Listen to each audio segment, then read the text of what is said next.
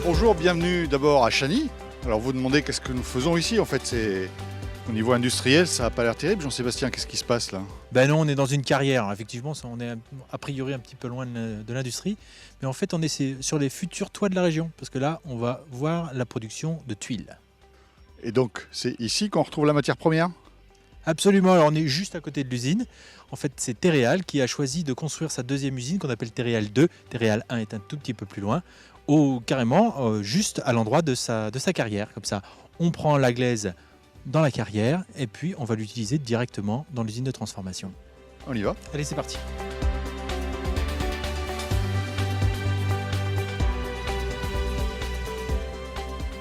Ici nous sommes dans la cave à terre avec 2000 tonnes de terre qui a déjà été broyée, celle que nous avons vue tout à l'heure, qui va passer sur un tapis roulant pour être transformée en matière première pour la fabrication des tuiles.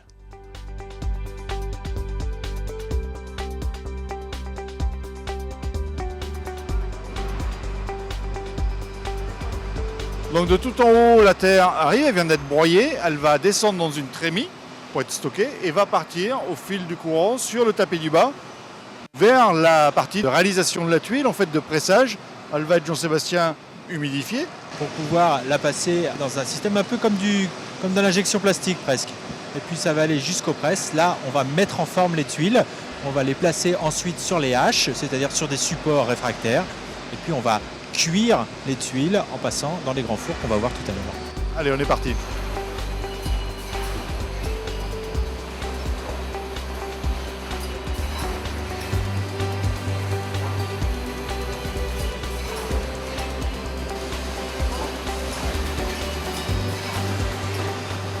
Alors Jean-Sébastien, là on est sur la ligne de presse. Voilà, on est devant les deux lignes de presse qui font les tuiles. Il y a aussi des presses qui vont fabriquer les accessoires et là on est devant les lignes qui font les tuiles. Alors là, c'est le poste de supervision. Quand vous regardez derrière moi, vous avez deux écrans parce que deux presses, ce sont exactement les mêmes et qui vont suivre le process. Alors le process il est relativement simple finalement. La terre arrive, elle est malaxée, puis elle va passer dans un système, dans une espèce de filière qui va fabriquer des galettes au format. Et c'est celles que l'on voit qui vont être pressées après. Exactement. C'est celle qu'on voit sur l'écran qui est juste derrière vous, Guy. On va passer dans les presses. Là, on va former la tuile. Et puis, elle va être ensuite déposée sur une claie. C'est un support métallique. Et tout ça va partir vers le pressage. La cadence, c'est combien de tuiles? Alors, une presse, c'est 13 coups minutes. Et il y a 2 tuiles à chaque coup.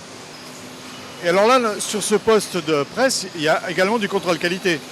Absolument, Guy. On va avoir un contrôle final quand la tuile sera cuite, mais on en fait un aussi en sortie de presse. Alors ça se fait par prélèvement. L'opérateur de la presse va prendre une clé avec une tuile, va mesurer la tuile, vérifier le taux d'humidité de la tuile.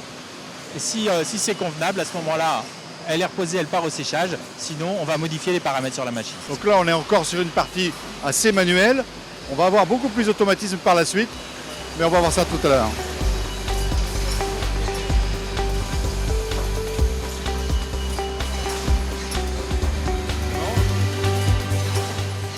Oui, là, Guy, on est dans la zone de presse des accessoires. Alors, c'est presque la même chose que pour les tuiles. On a aussi des presses. Maintenant, vous le voyez, elles utilisent un plateau tournant. Ça veut dire que les galettes arrivent d'un côté, on les fait tourner, on les presse sur des outils qui sont sur le plateau, et puis elles repartent après pour le séchage.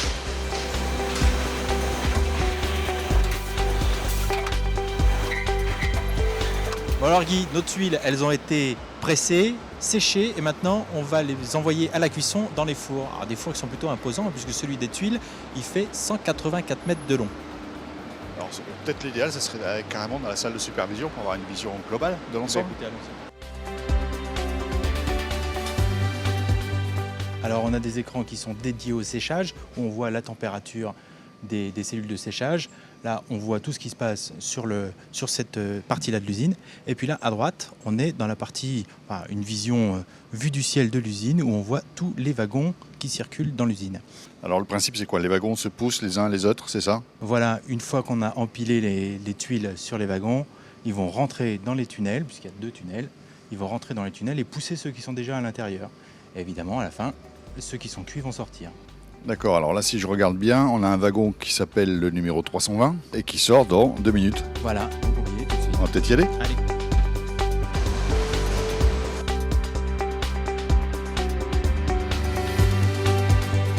Alors Jean-Sébastien, nous quittons la supervision. Ici, nous avons la sortie des tuiles, c'est bien ça. Absolument. Et donc sur le côté droit, notre wagon numéro 320 devrait sortir derrière cette porte jaune, c'est ça, hein? Absolument. Là, on est sur le cœur du process, hein. La cuisson, c'est le plus important. Ce qui est très très important ici, c'est que on ne s'en rend pas bien compte, mais un wagon va passer quasiment la journée dans le four. C'est environ 18 heures pour un wagon. Donc c'est quand même énorme. Et là, on est sur des choses qui sont très très particulières. Il faut maîtriser la cuisson, il faut maîtriser la vitesse d'avance du wagon. On ne peut pas se tromper parce que c'est des tuiles mal cuites, c'est des tuiles qu'on ne pourra pas vendre. Et là, cette porte ne s'ouvre en fait que pratiquement toutes les heures, toutes les 50 minutes, toutes les heures, en fonction du temps de cuisson, quoi. Environ toutes les 40 minutes, on va ouvrir la porte pour faire sortir le wagon qui est poussé donc par celui qui rentre. Et là, c'est l'occasion, Jean-Sébastien, de remarquer quelque chose dans cette usine. C'est une usine toute neuve, qui date de quelle année? De 2007. Et donc cette usine toute récente, on remarquera qu'il n'y a strictement personne sur cette partie-là. Ça veut dire qu'il y a une automatisation totale qui a été prévue dès le départ. Il y a une partie avant le four et après le four où on a besoin de manipulation et donc là il va y avoir de la manœuvre, il va y avoir des hommes. Maintenant dans la partie cuisson c'est complètement automatisé et il n'y a absolument personne. C'est aussi pour des raisons de sécurité, hein. On est dans des endroits où la température est assez élevée et donc il vaut mieux protéger les hommes. Vous regarderez un petit peu partout dans l'usine, vous allez voir que les parties process, les parties très importantes, sont toujours protégées par des barrières de sécurité. Il y en a tout au long du circuit des wagons.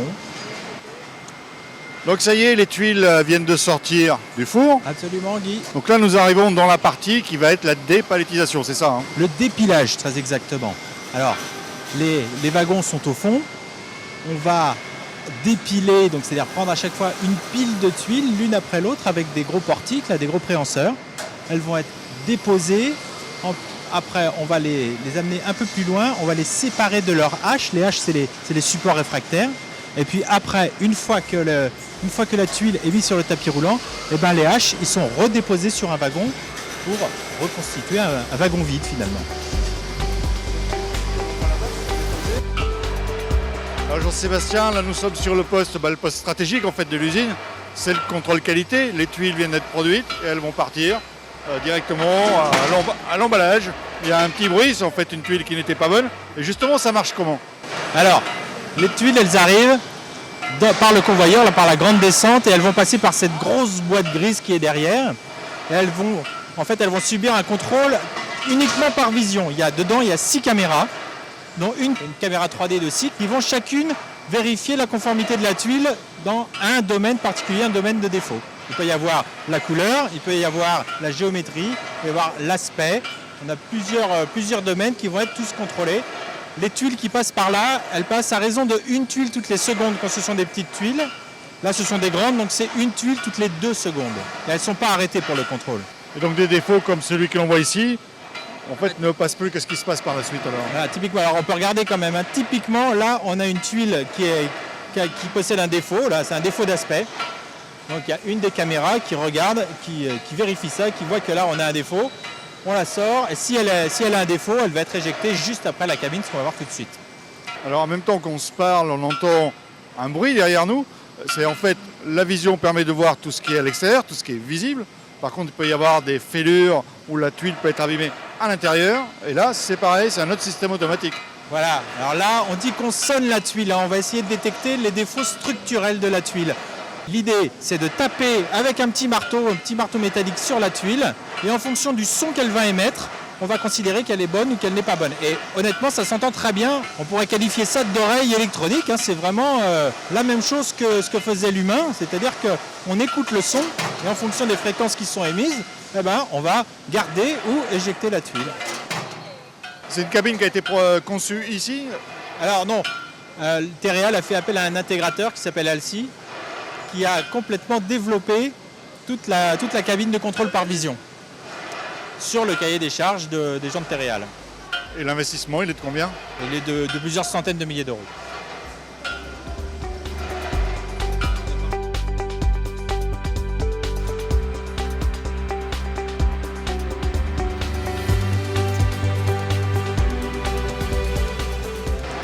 Bon alors Guy, un robot normalement ça va beaucoup plus vite que ça, non?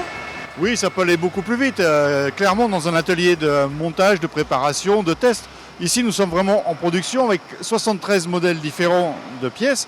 Donc ça fait quand même une cellule assez complexe où il faut choisir la pièce, faire les paquets, etc. Donc le robot, en plus, ne fait pas que les paquets, il paletise, il met les cartons qui séparent les différents paquets, il met le tout sur une palette. C'est quand même une cellule assez complexe.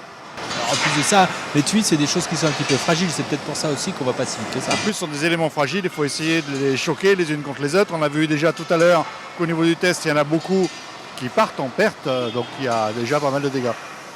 Alors, la chaîne, la ligne des accessoires, elle est très particulière à beaucoup de titres. D'abord, ce ne sont pas les mêmes robots que pour les tuiles, parce que souvent c'est moins lourd, donc ce sont des plus petits robots. Ils sont plus divers parce qu'il y a beaucoup de modèles, beaucoup de préhenseurs, et donc c'est moins facile d'automatiser. Et en plus, il y a un autre point qui est important, c'est qu'on les sonne à la main, justement parce qu'il y a beaucoup de références, donc on n'a pas pu mettre en place un système complètement automatisé, donc on les sonne à la main, c'est ce qu'on va aller voir tout de suite. Là, ça y est, on est au moment de sonner les tuiles. Alors elles arrivent sur le convoyeur. Donc, il y a un petit marteau qui vient taper sur la tuile. Ça va faire le contrôle auditif. Et puis l'opératrice, elle, fait un contrôle visuel de la tuile. Si la tuile n'est pas bonne, eh bien, on la rejette dans la benne qui est juste à côté. Alors petite question, je vois juste derrière un poste de vision.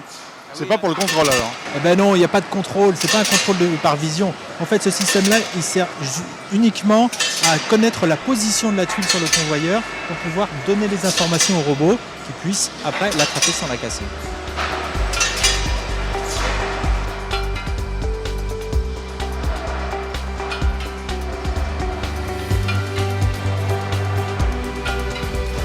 Là, nous sommes au poste où toutes les tuiles vont être mises en paquet, par paquet de 5.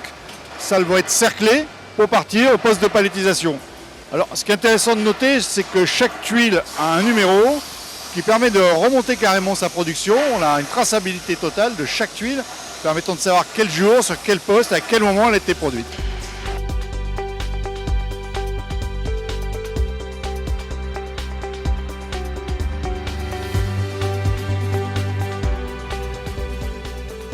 Bon, et là, Guy, c'est la fin du process.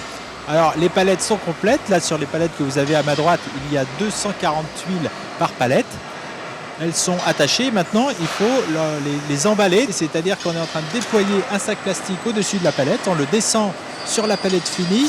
Et puis après, on va le réchauffer, qui est une espèce de système un peu comme un sèche-cheveux, pour rétracter le plastique autour de la palette. Et elle sera prête à rejoindre les autres sur le parking à l'expédition.